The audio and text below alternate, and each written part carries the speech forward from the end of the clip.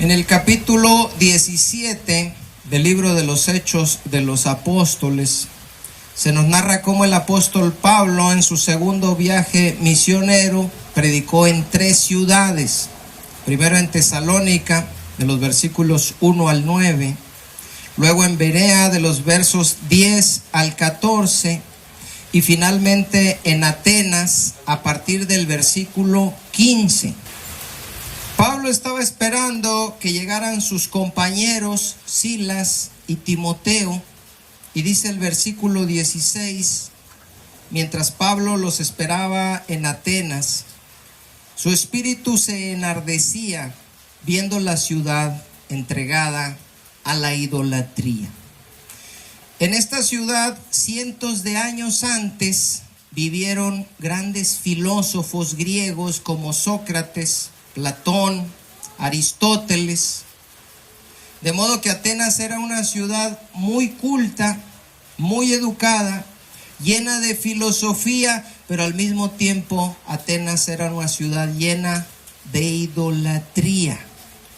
La sabiduría humana no les alcanzaba para dejar su idolatría, cumpliendo lo que está escrito: profesando ser sabios, se hicieron necios. Pensaban ellos que los monitos que tenían los escuchaban y les pedían y les ponían ofrendas. La Nueva Traducción Viviente dice que Pablo se indignó profundamente al ver la gran cantidad de ídolos que había por toda la ciudad.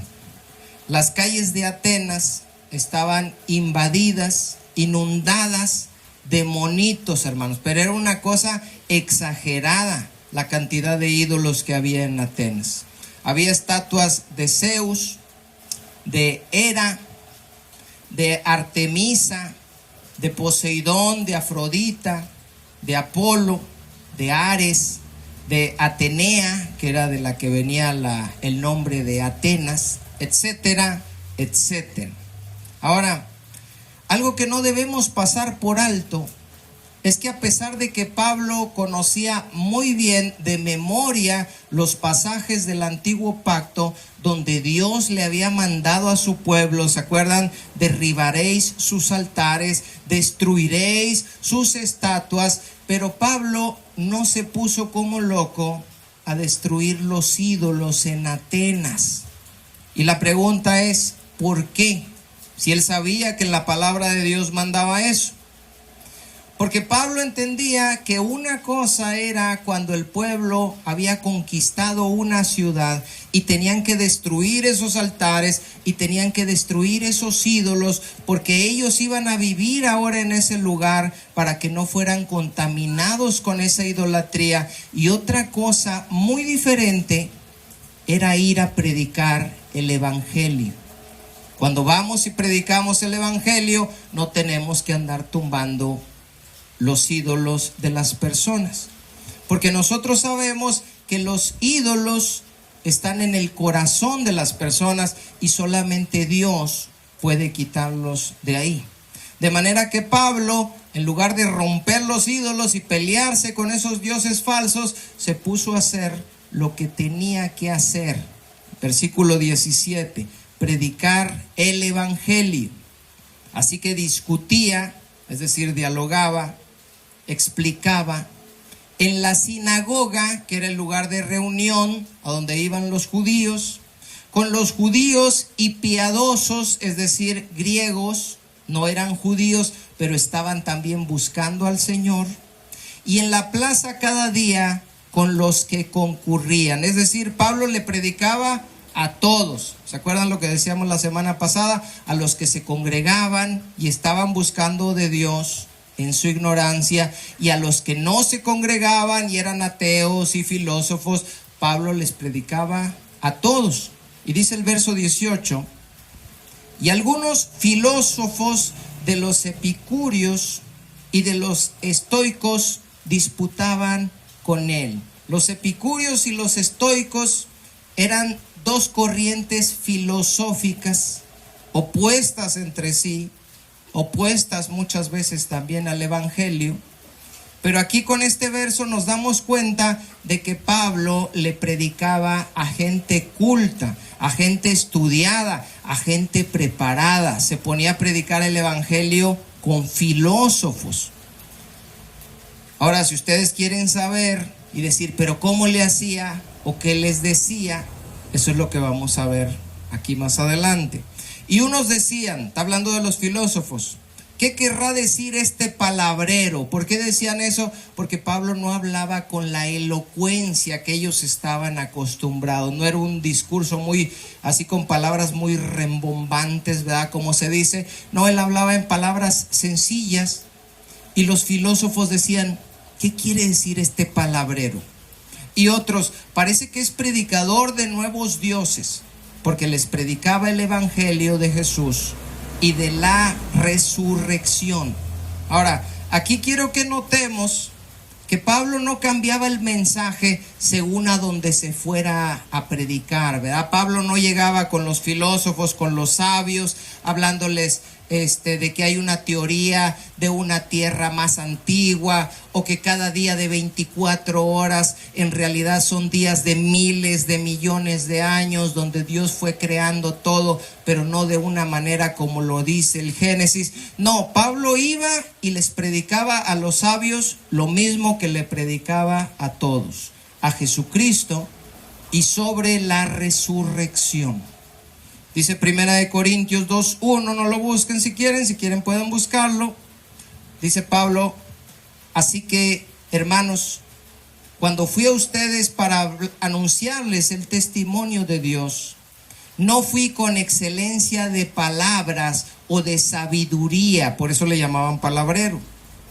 Pues me propuse, dice Pablo, no saber entre vosotros cosa alguna, sino a Jesucristo y a este crucificado. Y estuve entre vosotros con debilidad y mucho temor y temblor. Y ni mi palabra ni mi predicación fue con palabras persuasivas de humana sabiduría, sino con demostración del Espíritu y de poder, para que vuestra fe no esté fundada en la sabiduría de los hombres, sino en el poder de Dios.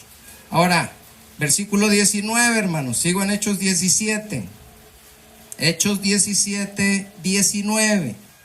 Y tomándole le trajeron al Areópago, diciendo, ¿podremos saber qué es esta nueva enseñanza de que hablas? Pues traes a nuestros oídos cosas extrañas. Queremos pues saber qué quiere decir esto. Porque todos los atenienses y los extranjeros residentes ahí en ninguna otra cosa se interesaban, sino en decir o oír algo nuevo. Es decir, escucharon a Pablo solo por curiosidad, les llamó la atención, hermano, así como a modo de chisme. A ver, ¿qué estás contando tú de que Jesucristo es el Hijo de Dios y que se encarnó y que murió? A ver, te queremos escuchar. Y empezaron a escuchar a Pablo solo por curiosidad, como muchas veces algunos pueden acercarse a las congregaciones, ¿verdad? Dicen, yo voy a ir nada más a ver qué dicen. Voy a ir a ver de qué les hablan ahí. Y así se acercó esta gente a escuchar en el Areópago ese día el apóstol Pablo. Dice el versículo 22, fíjense bien, Pablo está ahí y va a empezar a predicar. ¿Qué les dijo a los filósofos? ¿Qué les dijo a los epicúreos, a los estoicos? Entonces Pablo, puesto en pie en medio del Areópago, dijo, varones atenienses, en todo observo que son, ¿qué cosa, hermanos? Muy religiosos. Pablo empieza su discurso diciendo, ya me di cuenta que son muy religiosos. Ahora quiero que pongamos atención aquí en dos cosas. Número uno, Pablo no empezó diciendo, atenienses idólatras, todos ustedes son un montón de idólatras y ese montón de monos que tienen ahí son puros demonios. Si Pablo hubiera empezado así su predicación, inmediatamente lo hubieran dejado de escuchar. Y en nuestros días hay muchos que predican así Y eso no es correcto, no está bien llegar agrediendo de esa manera. Recuerdo cuando visitamos la casa de nuestra hermana Dora por primera vez. Nosotros no habíamos ido nunca a su casa. Y ese día llegamos y vimos, luego nos percatamos. Iban dos pastores, iba mi esposa y yo. Y nos dimos cuenta que nuestra hermana Dora tenía, ¿verdad?, sus muñequitos, sus imágenes en la entrada. Y nos volteamos a ver y luego entramos y tenía otros. Y luego más allá tenía otros, hermanos. Y en ese momento nosotros no le dijimos absolutamente nada respecto a eso, porque no era correcto. Los atenienses eran idólatras, pero Pablo iba a buscar la manera de cómo decírselos. Sí se los iba a decir, pero iba a buscar cómo. Dice Colosenses 4:6, sea vuestra palabra, dice, siempre con gracia, sazonada con sal, para que sepan cómo deben responder a cada uno. Es decir, nosotros debemos tener cuidado cuando vamos a predicar el evangelio de qué es lo que le vamos a decir a la gente y cómo es que se los vamos a decir. No podemos llegar simplemente diciendo, eso que tú tienes ahí es un demonio, eso que tienes ahí lo tienes que quitar, sino que tenemos que tener sabiduría de Dios para saber cómo debemos hablar. Lo segundo que quiero que noten es que Pablo les dice, me he dado cuenta que son muy religiosos. Y en esta frase lo que quiero resaltar es que Pablo se estaba refiriendo al montón de templos, de imágenes, de altares que ellos tenían. Y eso me llama la atención porque es muy común que cuando nosotros vamos a predicarle a alguien el evangelio, muchas veces lo primero que nos dice, ¿qué cosa es, hermanos? Yo ya tengo mi religión. Yo ya tengo mi religión. Como si uno les fuera a decir, ya tienes tu religión. Yo pensé que no tenía, yo ando repartiendo religiones y quería darte una porque pensé que tú no tenías. No, hermanos. Nosotros sabemos que la gente tiene ya su religión. Los atenienses tenían ya su religión y de hecho dice Pablo que eran muy religiosos, pero su religión no los acercaba a Dios, sino todo lo contrario, los alejaba. Y Pablo les va a demostrar esto ahorita un poquito más adelante. Dice el verso 23, estoy en Hechos 17, porque pasando y mirando vuestros santuarios, hallé también un altar en el cual estaba también esta inscripción, al Dios no conocido. Había tantísimos ídolos, hermanos, en Atenas, eran tan religiosos que incluso tenían un altar que decía al Dios no conocido. Por si acaso se nos escapó alguno, para no ofender a algún Dios que nosotros no conociéramos, dijeron vamos a hacerle un altar. ¿Y para quién es este altar? Le vamos a poner para el Dios no conocido. Y Pablo les dice, sigo en el verso 23, al que ustedes o al que vosotros adoráis, pues sin conocerle, es a quien yo os anuncio. Pablo dice, a ese Dios desconocido que ustedes tienen ahí, es a quien yo les vengo a anunciar. Y lo que Pablo les estaba diciendo era la verdad, porque ellos eran muy religiosos, tenían muchos ídolos, pero no conocían, ¿qué cosa, hermanos? A Dios. No conocían a Dios. Y lo mismo pasa en nuestros tiempos. Las personas tienen una religión, pero no conocen a Dios, no conocen su palabra. Yo, por ejemplo, hasta los 25 años tuve una religión, pero no conocía a Dios. De manera que para mí era el Dios no conocido. Y Pablo les comienza explicando a los atenienses quién es este Dios a quien ellos no conocen. en el versículo 24, hermanos. Dice, el Dios que hizo el mundo y todas las cosas que en él hay. La mitología griega tenía su propia visión de cómo habían comenzado todas las cosas. Ellos creían, ¿verdad?, que uno había hecho una cosa, que Cronos se había casado con no sé quién y que tuvieron a no sé quién. Los epicúreos y los estoicos que lo estaban escuchando tenían sus propias interpretaciones también de cómo comenzó el mundo. Y en nuestros tiempos, la gente estudiada cree, por ejemplo, en la teoría del Big Bang. Tienen sus propias creencias, sus propias teorías. Dicen, no, yo creo que al principio no había nada, de repente explotó algo y eso dio origen a todas las cosas. ¿Y nosotros de dónde salimos?, le dices a la gente, y te sacan la teoría de la evolución. La teoría de la evolución básicamente es que un charal en el mar se convirtió al paso de miles de millones de años en un dinosaurio, y pasados otros miles de millones de años ese dinosaurio se convirtió en una gallina. Yo no sé si ustedes han escuchado que dicen que las gallinas vienen de los dinosaurios. ¿Se han escuchado eso?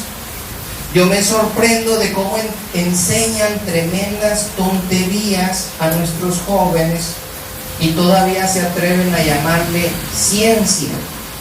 Se necesita más fe para creer en eso del charal que evolucionó en el dinosaurio y luego se convirtió en gallina, que para creer que existe un Dios que creó todas las cosas. Dice el versículo 24, el Dios que creó el mundo y todas las cosas que en él hay, no son muchos, fue uno. Él creó todas las cosas, siendo Señor del cielo y de la tierra. ¿Qué significa eso? El Dios no conocido que yo les vine a predicar, dice Pablo, es el amo, es el dueño, es el rey del cielo y de la tierra. ¿Por qué es el amo, el dueño y el rey de todo? ¿Alguien me puede decir? Porque Él creó todo.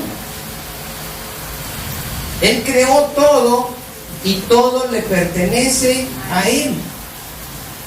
La teoría del Big Bang y de la evolución tienen algo en común. Las dos sacan a Dios de la ecuación. Dios no existe en esas teorías. ¿Dónde estaba Dios en el Big Bang? ¿Alguien me dice? No estaba.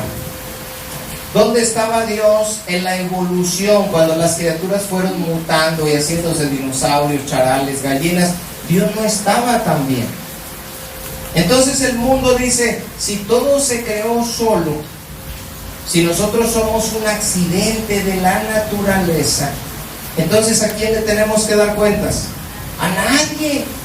Ahí explotó un día un boiler en el universo y se creó todo, y luego venimos de un chango que antes era dinosaurio. ¿A quién le tenemos que estar agradecidos por habernos dado la vida si creemos en el Big Bang y la teoría de la evolución? A nadie.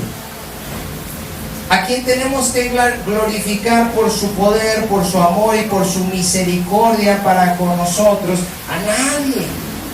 La gente dice, llueve porque tiene que llover, sale el sol pues porque ahí está. No, llueve porque Dios es bueno, hermanos. Dios es misericordioso. Dios sabe cómo necesita la tierra el agua. Los animales están muriendo en la calle porque necesitan el agua. La gente se está muriendo de golpes de calor porque necesita el agua. Y Dios, que es misericordioso y bueno, y que hace salir su sol sobre buenos y malos, y que hace llover sobre justos e injustos, nos manda en medio de la maldad y de la depravación humana que está viviendo el mundo hoy aquí en nuestra ciudad, el agua que estamos viendo ahí afuera. Porque Dios es bueno. La gente dice, si somos animales, porque venimos de los animales, entonces nos vamos a comportar como como animales. Pero si existe un Dios que creó todas las cosas y por tanto es dueño de todas las cosas, y un día nos vamos a presentar delante de Él para darle cuentas de lo que hicimos en nuestra vida, entonces eso cambia todo. Búsquenme el Salmo 100, perdón. Salmo 100. Vamos a leer desde el verso 1. Me dicen con un amén cuando lo encuentren, hermanos. Como hay mucho ruido, no los oigo muy bien. Amén. Salmo 100. ¿Alguien más lo encontró? Amén. Dice: cantad alegres a Dios, habitantes de toda la tierra. Sirvan a Jehová con alegría. Vengan ante su presencia con regocijo. ¿Ven? No por fuerza, no porque tengo que ir. Reconozcan, dice el verso 3, que Jehová es Dios. Y luego, ¿qué dice? Él nos hizo y no nosotros a nosotros mismos. Pueblo suyo somos, porque Él nos hizo, y ovejas de su prado. Entrad por sus puertas con acción de gracias, por sus atrios con alabanza.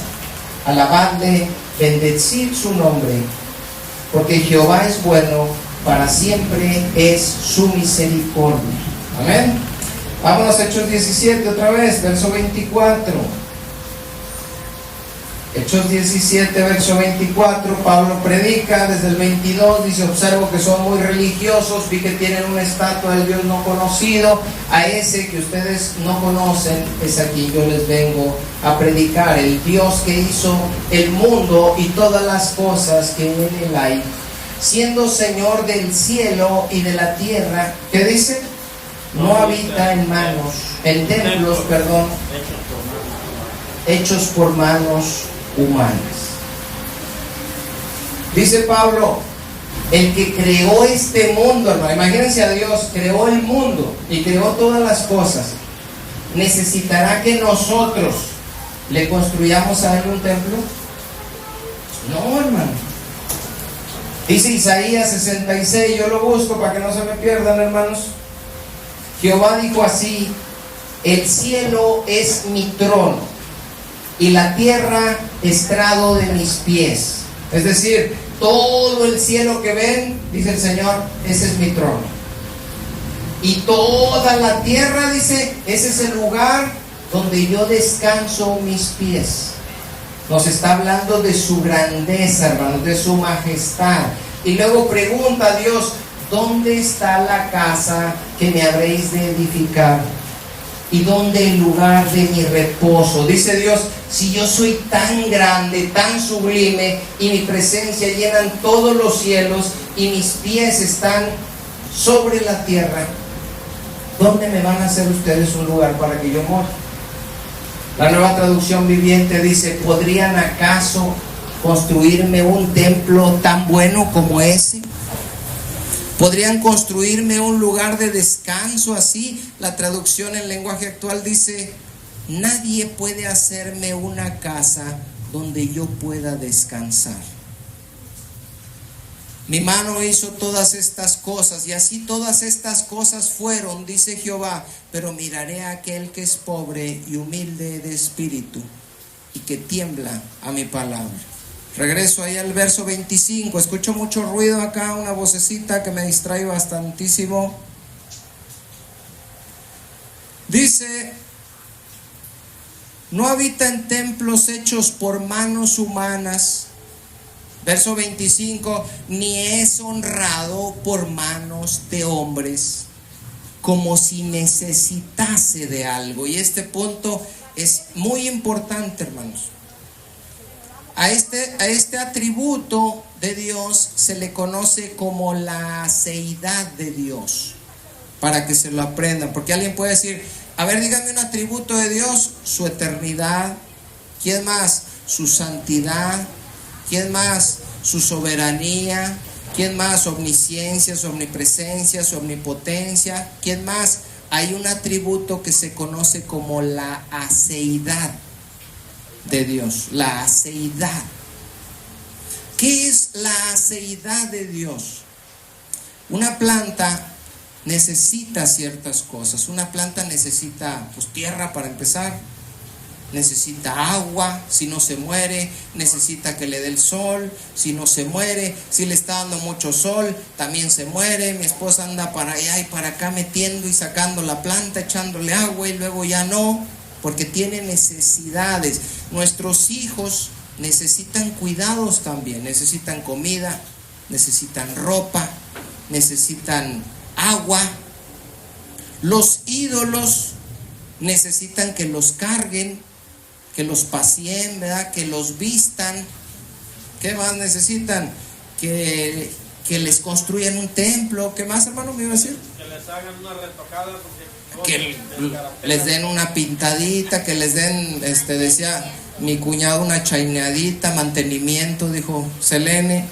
Bueno, Dios no necesita, hermanos, absolutamente nada, ni de ti, ni de nadie.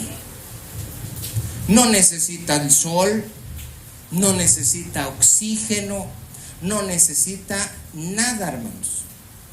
Dios no necesita que tú le cantes.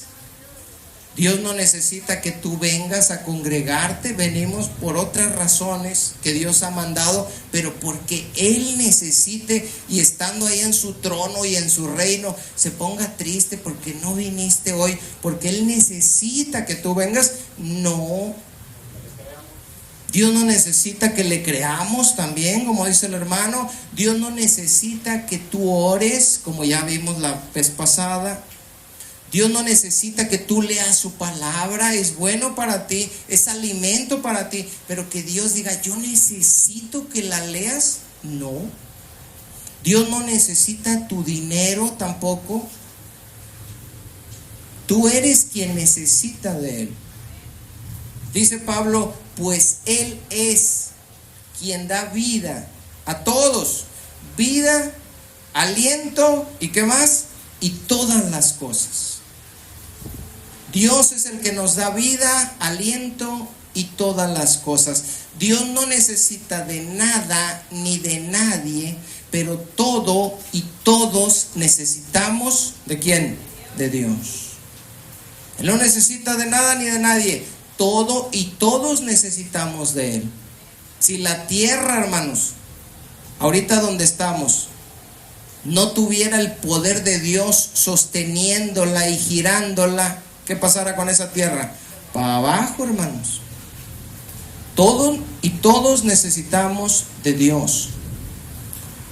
Él es quien sustenta todas las cosas, dice Hebreos, con la palabra de su poder. ¿Y ahí a Él quién lo sustenta? Nadie. Por eso dice la gente, y si Dios creó todo, ¿quién creó a Dios? ¿Cómo van a crear a Dios? Dice el Salmo 50:12, no lo busquen, hermanos. Si yo tuviese hambre, dice el Señor, no te lo diría a ti, porque mío es el mundo y su plenitud. Él tiene todo a su disposición. El oro y la plata del mundo, ¿de quién son? De Dios. Y a veces pensamos y venimos y traemos algo y decimos que Dios necesita. ¿Dios necesita? No. Tú oras porque tú necesitas. Lees la palabra porque tú necesitas. Te congregas porque tú necesitas. Y das también porque tú necesitas. Porque Dios bendice. ¿A quién? Al dador alegre. Entonces, ¿quién es el que necesita? ¿Tú o Dios? Nosotros. Dice Hechos 17:26, y de una sangre ha hecho todo el linaje de los hombres. Esto contradecía también la filosofía de los epicúreos y de los estoicos que estaban escuchando, pero a Pablo no le importaba, para que habiten sobre toda la faz de la tierra, y les ha prefijado el orden de los tiempos y los límites de su habitación. ¿Para qué, hermanos? Dice el 27, para que busquen a Dios. Dios nos da el sol, Dios hizo la creación tan hermosa como es, las estrellas tan iluminadas, nos está dando ahorita la lluvia, dice la palabra, con el propósito de que el hombre lo busque. Y que el hombre diga: gracias, Señor, el río estaba seco, gracias, Señor, los animales estaban muriendo en la calle igual que la gente, gracias, Dios, porque tú eres bueno y misericordioso. Pero la gente lo busca, hermanos, no. Dice Pablo: si en alguna manera palpando puedan hallarle, aunque ciertamente no está lejos de cada uno de nosotros.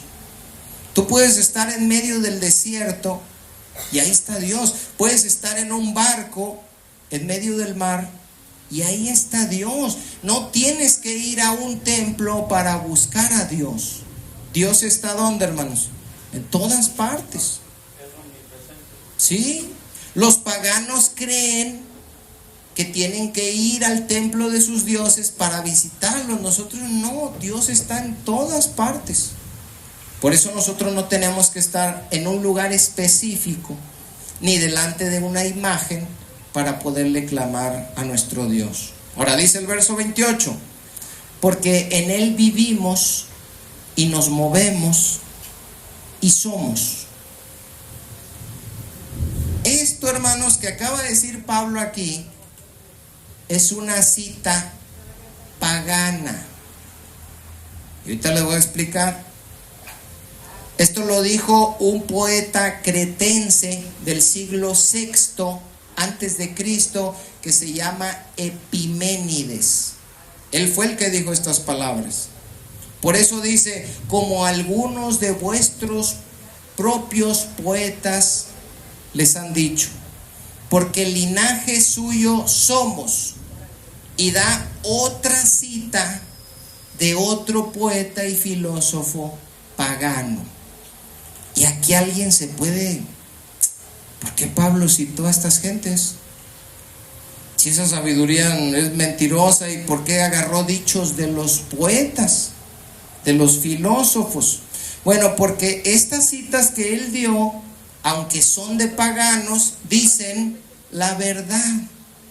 Por ejemplo, en el culto de acción de gracias que tuvimos en el segundo aniversario luctuoso de mi suegro, yo empecé predicando con un dicho. ¿Se acuerdan que dice que nadie sabe lo que tiene hasta que lo pierde? Y les decía yo que eso no está en la Biblia, no lo van a hallar en los proverbios. Sin embargo, les dije, es, ¿qué cosa? Verdad. No tiene que estar en la Biblia algo para ser verdad. Si usted como mamá, ¿verdad?, le dice a su hijo: bájate de ahí porque si no te vas a caer, el niño le va a decir: enséñame en la Biblia donde dice que no. No tiene que estar en la Biblia. Y de repente se cae el niño y dice: ¿eres brujo? ¿Qué, mamá? ¿Cómo supiste? No, es que yo sabía que si andabas ahí te ibas a caer. Entonces hay palabras que tienen sabiduría y que tienen verdad, aunque no estén en la Biblia, y las podemos citar como yo hice con ese dicho en aquella ocasión. Dice esta cita que da Pablo: en Él vivimos y nos movemos y somos. Y habla de que Él nos da la vida, la fuerza, y si estamos el día de hoy aquí vivos, ¿es por quién? Por Dios. En Él vivimos y nos movemos y somos. ¿Es mentira o no es mentira? No, es verdad. Por eso lo citó. Y lo citó porque ellos conocían esas citas de esos poetas y las respetaban porque eran filósofos. Entonces, fíjense bien: porque el linaje suyo somos, fue la segunda cita pagana que dio. Y alguien puede decir: oye, a ver, ahí sí está mal, porque no todos son hijos de Dios. Bueno, no significa que todos sean hijos de Dios en un sentido espiritual, porque dice Juan que a los que creen en su nombre, a estos les dio potestad de ser llamados hijos de Dios. Entonces no todos son hijos de Dios.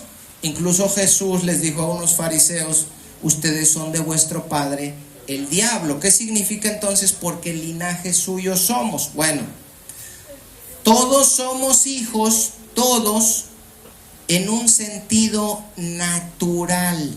Ojo con eso. Somos hijos ¿Todos en un sentido espiritual? No.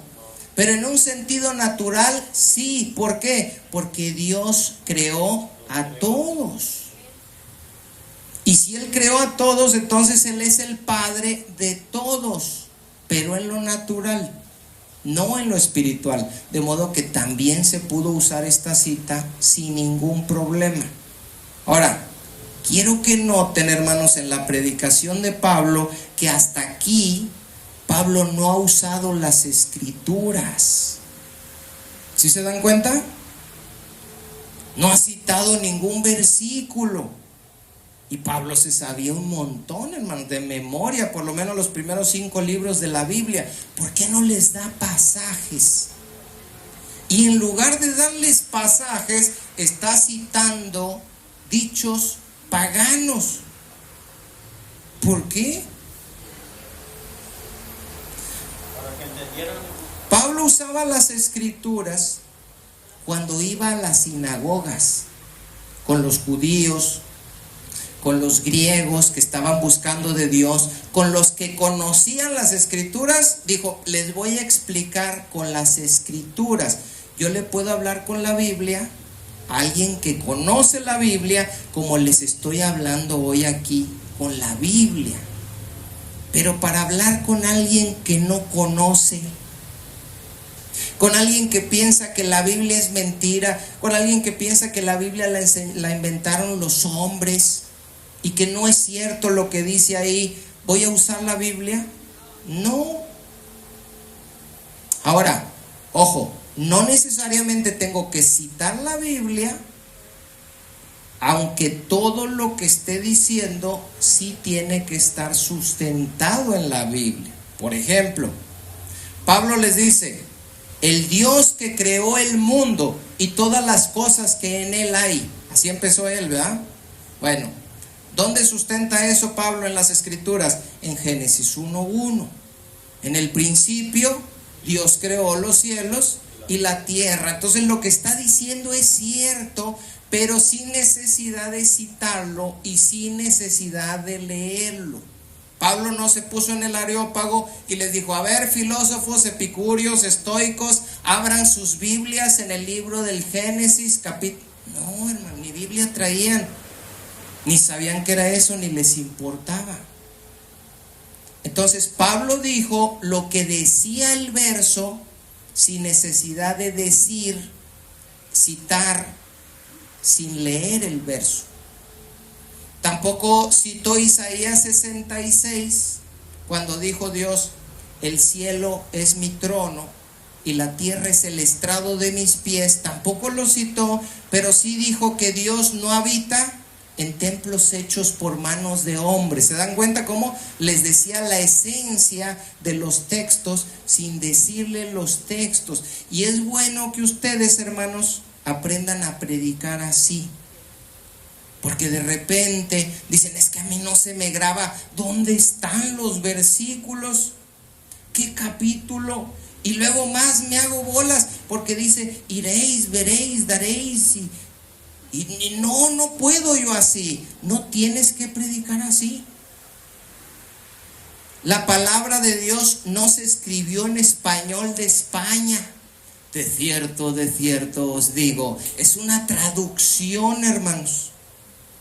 Cuando se tradujo al español, de cierto os digo, Jesús estaba diciendo, amén, amén. ¿Sí sabían eso, hermanos? Cada que ven en la Biblia, de cierto os digo, en el hebreo, en el griego dice, amén, amén. Se les voy a decir algo que es verdadero y algo que nadie puede cuestionar. Entonces, no es necesario, porque yo el otro día vi allá por la plaza, estaban compartiendo la palabra, tenían una bocina. La gente no lo conoce, no le importa, no sabe qué dice la Biblia.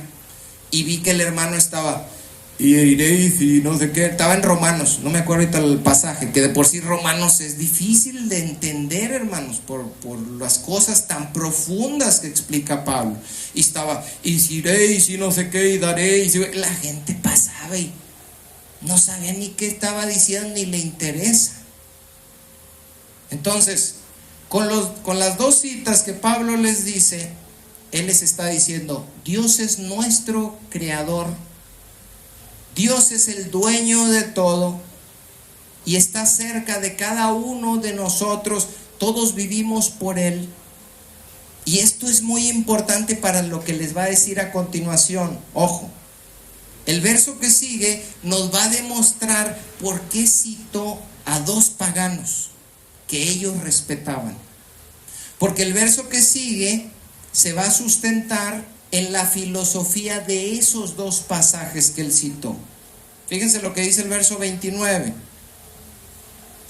Siendo pues linaje de Dios, él les dice a los filósofos, a ver filósofos, ¿verdad que sus profetas, sus poetas les dijeron linaje de Dios somos? Y todos sí, ok, bueno, yo creo eso, les dijo Pablo. Siendo pues linaje de Dios, no debemos pensar que la divinidad sea semejante a oro o plata o piedra, escultura de arte y de imaginación de hombre. Aquí Pablo, hermanos, acaba de soltar el bombazo. ¿Se acuerdan que él llegó y se enardeció viendo la ciudad entregada a la idolatría, ¿verdad? Pero no se alocó, planeó lo que iba a hacer, no atacó a los ídolos, no atacó a los que tenían a los ídolos, no, dijo, voy a planear una defensa. Le dieron oportunidad para hablar, les dijo, veo que son muy religiosos, ¿verdad? Tienen hasta un Dios no conocido, a ese es al que yo les vengo a predicar.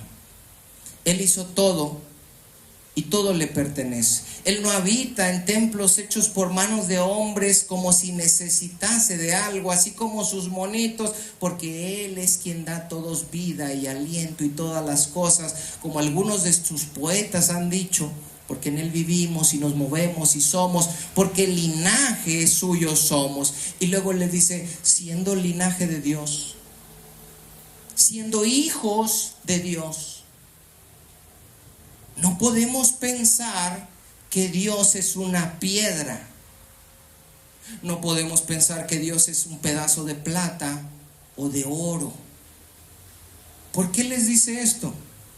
El argumento es, si Dios nos creó, si Él nos dio vida, entonces Él tiene que estar, ¿cómo? Vivo, hermanos. Eso es lo que le está diciendo a los filósofos. Si ustedes creen, como les han dicho sus poetas, que somos hijos de Dios, ok, y nosotros estamos vivos porque en Él vivimos y nos movemos y somos, entonces forzosamente Dios tendría que estar, ¿cómo? Vivo. Dios no puede ser una piedra muerta, Dios no puede ser un pedazo de oro o un pedazo de plata. A diferencia de sus estatuas que están muertas y que obviamente no les pueden dar vida a ustedes, pues ellas están muertas. El Dios desconocido que yo les vengo a anunciar, Él está vivo y todos vivimos a través de Él. Ahora, recordemos que está hablando con filósofos. El argumento que les puso ahí es muy bueno, hermanos. Dijo, ¿cómo crees que eres hijo de Dios y Dios es una piedra? No, dice, si somos hijos de Dios y nosotros estamos vivos en Él, Dios tiene que estar vivo. Dice el versículo 30, pero Dios, habiendo pasado por alto los tiempos de esta ignorancia. ¿De cuál ignorancia, hermanos? De pensar que esos estatuitas eran dioses, de pensar que esos monitos los veían y los oían. Dice, ¿saben qué? Dios sabe que ustedes han hecho todas esas cosas. Y yo tenía mis monitos. Y como les conté hace ratito, doña Doris tenía sus monitos. Y alguien más de aquí, yo sé que tenían monitos. Pero el Evangelio dice, Dios va a pasar por alto el tiempo de esa ignorancia, de que pensabas que el monito te veía y te oía. Dios te va a perdonar por eso. Y ahora, ¿qué dice? Manda a todos los hombres en todo lugar. ¿Qué cosa? Que se arrepientan.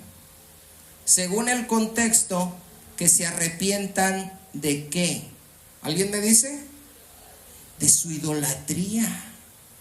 Directo fue lo que atacó, hermanos.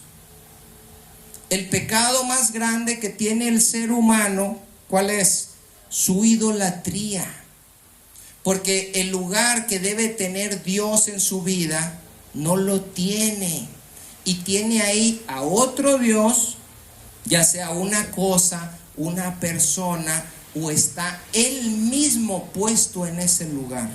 Por eso aquí Pablo atacó la raíz de todos los pecados y de toda la rebelión del hombre, que es la idolatría.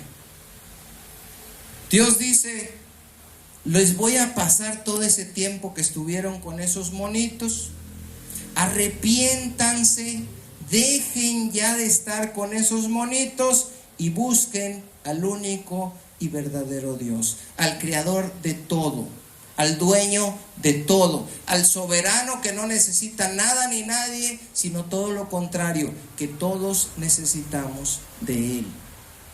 Ahora, ¿por qué se tienen que arrepentir y dejar su idolatría? Versículo 31. Por cuanto ha establecido un día. Fíjense bien, hermanos, ya vamos a acabar. Dios dice: yo sé lo que has hecho, te voy a pasar por alto todas tus necedades y todas tus locuras y todas tus tonterías. Y te voy a pedir, dice Dios, y lo debe decir por medio de nosotros, que te arrepientas de tu idolatría, de tu rebelión, de tu necedad, porque Dios ha determinado un día.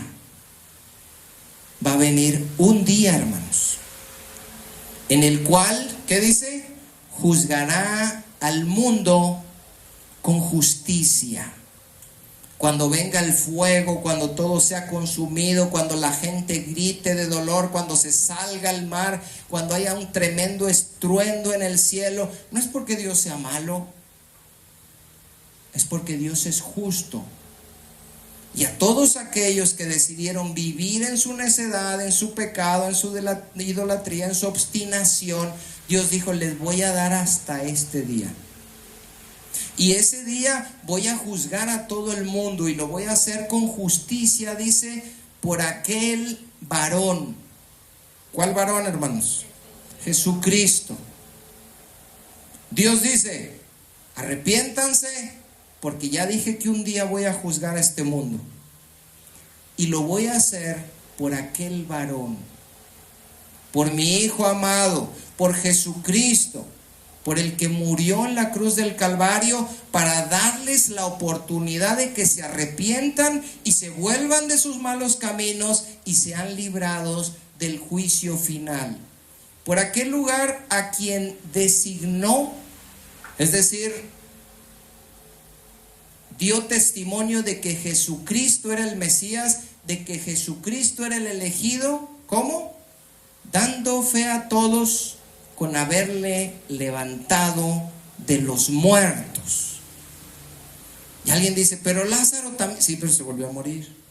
Y la niña también, que Jesús. Sí, pero se volvió a morir.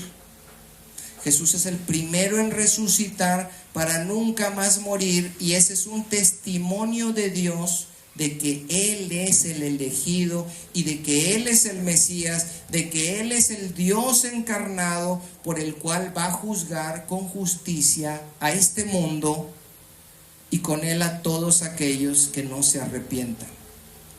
Dice, ahora aquí, cuando mencionó aquí la prosperidad, los negocios, la salud, la sanidad, nada de eso, hermanos. Versículo 32. Pero cuando oyeron lo de la resurrección de los muertos, unos se burlaban y otros decían: ya te oiremos acerca de esto otra vez. Dice: ya, párale, que vamos a resucitar de los muertos. Los filósofos, algunos llegaban a creer en la vida después de la muerte, como que te haces uno con el universo y todas esas locuras. que eres un haz de luz que anda volando por ahí, ¿verdad? Un Gasparín en algún otro lugar lejano, como creían aquí los mexicas. No. En la resurrección corporal, que te vas a levantar así como el cuerpo que tienes ahorita, con un cuerpo.